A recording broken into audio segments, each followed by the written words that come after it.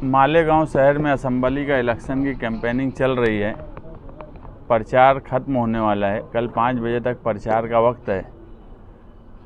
मौजूदा एमएलए और साबिक एमएलए दोनों की ज़मीन खसक चुकी है और कहीं ना कहीं मौजूदा एमएलए के लोग या उनके साथ जो लोग काम कर रहे हैं वो छोटे बच्चों की तरह इलेक्शन लड़ रहे हैं।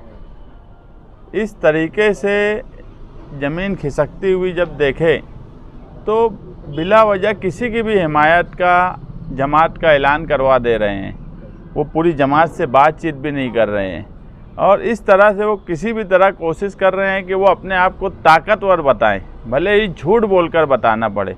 कल मोमिन कॉन्फ्रेंस का आप लोगों के सामने मामला है कि यहाँ सोहेल भाई भी बैठे हैं, ये भी जिम्मेदार हैं, मगर कभी हमने भी ये नहीं बोला कि पूरी मोमिन कॉन्फ्रेंस हमारे साथ है। सब जमात की अपनी एक अहमियत होती है, जमात का अपना एक विकार होता है और वो विकार और अहमियत के साथ में जमात को हम शहर में मानते हैं, वो किसी भी मजहबी जमात हो या समाजी जमात हो। मगर हम देख रहे हैं कि मुफ्ती मोहम्मद इस्माइल कासमी साहब के लिए जो लोग काम कर रहे हैं वो मालेगांव शहर की सियासी, दीनी और मजहबी समाजी तंजीमों का इस तरह से इस्तेमाल कर रहे हैं, नाम ले रहे हैं कि उन तंजीमों के लोगों को, जिम्मेदारान को उसकी मालूमात भी नहीं रह रही है। जैसे मैं मोमिन कॉन्फ्रेंस की बात बोला, ये हमारे सलमान भाई हैं सिया जमात के, इनका पॉम्पलेट पे नाम लिख के पूरी सिया जमात का नाम लिख देना, ये बहुत बचकाना तरीका है इलेक्शन लड़ने का। और इससे एक बात तो ये साबित हो गई है कि इनकी ज़मीन खिसक चुकी है। लोगों को, एक कंपाउंड वाले हैं आगरा रोड के, वो लोगों को डराने धमकाने का काम कर रहे हैं, जबकि हमको एक बात अच्छी से समझ रही है कि इनकी ज़मीन इतनी खिसक चुकी है कि आज मौजूदा एमएलए इलेक्शन लड़ने जैसी पोजीशन में ही नहीं है।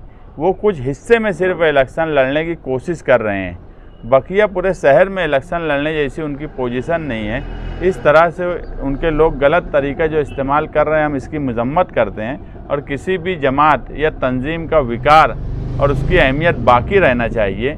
उसका इस्तेमाल इस तरह से गलत तरीके से नहीं करना चाहिए तमाम ही सियासी पार्टियों को। दूसरा ये कि जो कंपाउंड के लोग लोगों को धमकी दे रहे हैं, उनको कंपाउंड में बुलाकर धमकी दी जा रही है। मैं पुलिस डिपार्टमेंट से भी कहूँगा कि इसकी इंक्वायरी की जाए।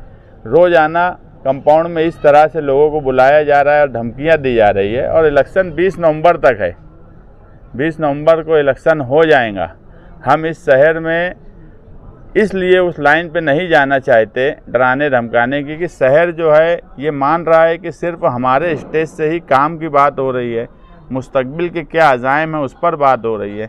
कल शान की गारंटी रिलीज़ होने के बाद जो भी शहर के सरकर्दा अफराद और जो पढ़े लिखे लोग थे जिन्होंने देखा, उन्होंने हमको फ़ोन करके, हमारी जिम्मेदारों को, मुझे खुद भी बोला कि बहुत अच्छा तुम्हारा जो शान की गारंटी रिलीज़ करे। ये एक बात साबित हुई कि तुम्हारे पास अज़ाइम है करने के लिए, तुम प्लान है, तुम अच्छे ढंग से क्या कर सकते हो ये आवाम के सामने रखे हो।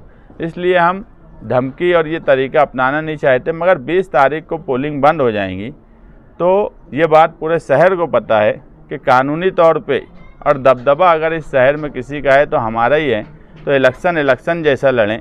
अगर कोई इलेक्शन को अपने हिसाब से लड़ना चाहेगा तो इलेक्शन के बाद भी हम हमारे हिसाब से क्या करेंगे वो उनकी समझ बना देंगे। 2 दिन पहले जो जलसे में क्या कार्रवाई हुई, क्या हुआ? 2 दिन पहले जो जिलानी चौक पे जलसा था, वहाँ पर जो वाक़या हुआ तो पार्टी के जिम्मेदार और उम्मीदवार खुद आज़ाद नगर पुलिस स्टेशन गए। एफआईआर उसी वक्त रजिस्टर एफआईआर हुई, आरोपी का नाम लिखा गया।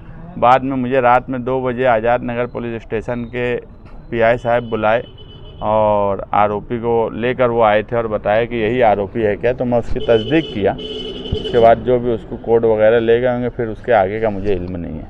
मगर आरोपी को उसी दिन अरेस्ट कर लिया गया था। सिक्योरिटी दी गई क्या? नहीं अभी मुझे आज सुबह फ़ोन आया था एसपी ऑफिस से भी और आयशा नगर पुलिस स्टेशन से कि शान इनको सिक्योरिटी देने के लिए पुलिस वाले भेजे हैं और अभी एक लेडीज़ कांस्टेबल आई है।